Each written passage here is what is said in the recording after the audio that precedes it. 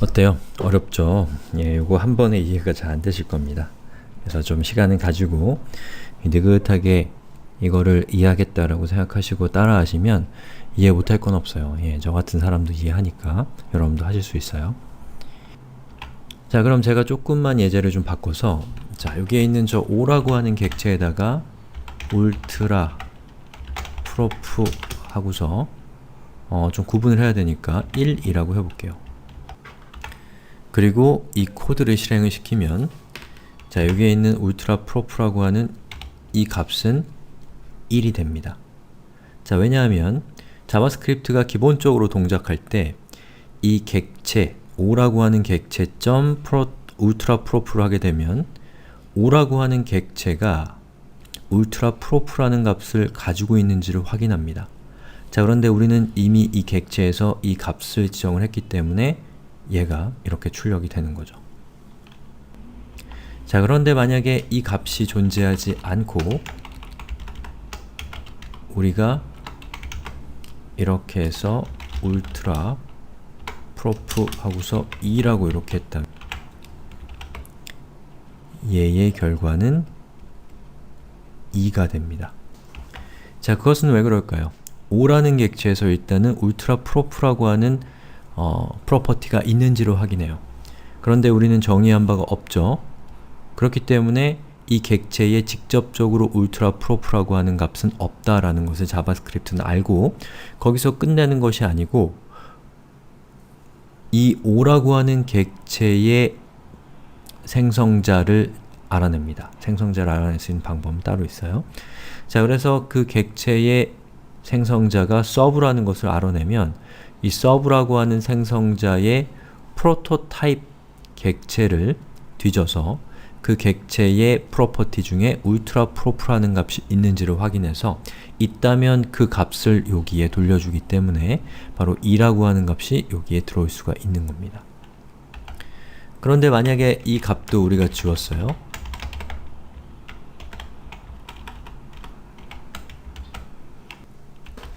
자, 그리고 여기에 있는 new 슈퍼라고 하는 저 객체를 별도의 변수에 이렇게 담고요. s의 울트라 프로프는 이 정도로 주죠. 그리고 우리가 s의 값을 여기다가 이렇게 저장을 하게 되면 자, 이건 3으로 할게요. 그러면 어떻게 될까요? 여기의 결과는 3이 됩니다. 왜냐? 5를 뒤졌더니 없어요. 그러면 5의 프로토타입을 뒤지죠?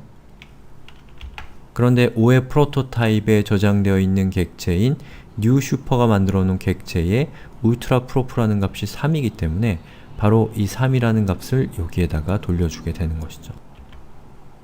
자, 그리고 여기 있는 이 울트라라고 하는 이 객체의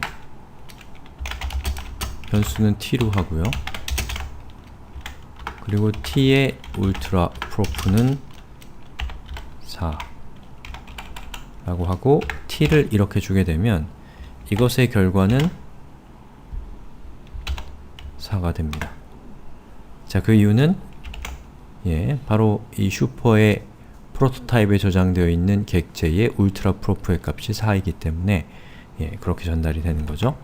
만약에 제가 이 4라고 하는 값도 없애버리면 울트라 프로프의 값은 true가 됩니다. 자, 그 이유는 뭔가요? 슈퍼의 프로토타입조차도 울트라 프로프의 값을 가지고 있지 않으면 자, 얘가 실행이 될 거 아니에요? 얘는 울트라라고 하는 생성자로 인해서 만들어진 객체죠. 그런데 이 객체에 지금 제가 울트라 프로프라는 값을 조회하고 있잖아요. 근데 이 객체가 그러한 값을 가지고 있지 않으면 그 객체는 자연스럽게 그 객체의 생성자에 정의되어 있는 프로토타입이라고 하는 프로퍼티를 뒤져서 거기에 울트라 프로프라는 값이 있는지 없는지를 확인하는데 거기에 이렇게 있었던 것이죠. 그래서 이 값이 요리로 들어올 수 있게 되는 겁니다. 자, 이렇게 해서 프로토타입이 무엇인가, 어떻게 사용하는가에 대해서 살펴봤는데요.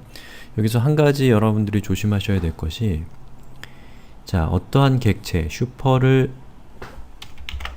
슈퍼를 만약에 서브가 상속받고 싶다면 슈퍼의 프로토타입에 할당될 객체는 여러분이 상속받고자 하는 객체를 여기에다가 이렇게 넣어주셔야 됩니다. 그렇게 안하고 상속받고자 하는 슈퍼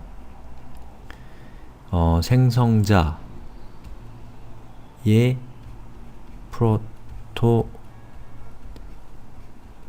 타입을 이렇게 해주면 잘 동작하는 것 같이 보일 수 있는데, 이렇게 되면 서브의 프로토타입에 있는 어떠한 객체를 프로토타입에다가 어떠한 프로퍼티를 주게 되면 그 프로퍼티는 바로 슈퍼의 프로퍼티 값에 영향을 주기 때문에 이 서브라고 하는 하위 객체에 어떠한 기능을 추가하는 것이 이 부모 객체에 어떠한 기능을 추가하는 것과 동일한 효과를 내게 된다는 것이죠. 즉, 자식에게 일어나는 일이 부모에게도 반영되기 때문에 이러한 것은 여러가지 문제를 발생시킬 수가 있습니다. 그렇기 때문에 여러분이 어떠한 객체를 상속받을 때는 상속받고자 하는 객체의 프로토타입을 사용하시면 안 되고 그 프로토타입을 통해서 만들어진 복제본을 이렇게 그 객체로 사용을 하셔야 됩니다. 자, 이렇게 해서 프로토타입이 무엇인가에 대해서 살펴봤는데요. 자, 이 프로토타입은 이것은 지금 제가 설명드린 것은 실용적인 예제가 전혀 아닙니다. 왜냐하면 실용적인 예제를 쓰게 되면 여러분들이 그 로직 자체에 집중하느냐고 실제 내용 자체에 집중하는 것을 더 힘들어질 수가 있기 때문에 제가 그냥 어떤 효용이라는 걸 싹 빼고 그냥 이 메커니즘만을 드러낼 수 있는 예제를 사용한 겁니다. 자, 그러면 이제 뒤에 시간에서 이 프로토타입이라고 하는 것을 우리가 사용해서 어떤 일을 할 수 있는가, 이러한 것들에 대해서 이 다음 시간부터 살펴보겠습니다.